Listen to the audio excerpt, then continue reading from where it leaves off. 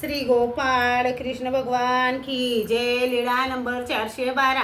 Y नायकाला शक्ती संचार. Y नायक उमाईसाला भेटण्यासाठी आले. एक पाय धुतला, दुसरा पाय धुण्याचा राहिला होता. तेव्हा उमाईसाने म्हटले, रूपेचे गुरु श्री चांगदेवराऊ सर्वज्ञ आले आहेत.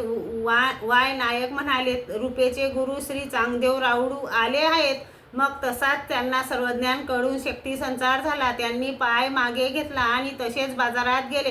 पान सुपारी घेतली. मग सर्वज्ञांच्या दर्शनाला येत होते तेव्हा लोक विचारू लागले, हे काय? वाय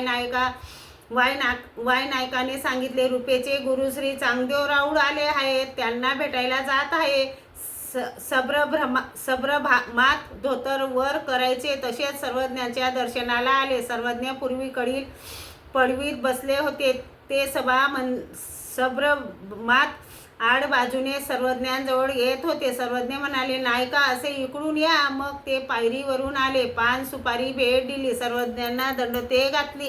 श्रीचरणा लागले आणि सर्वज्ञांजवळ पालती मांडी घालून बसले व म्हणू लागले, जी रूपे सर्वज्ञांचे गुण सांगत होती ते थोडे, सर्वज्ञांच्या ठाई जे दिसत आहेत ते जास्त.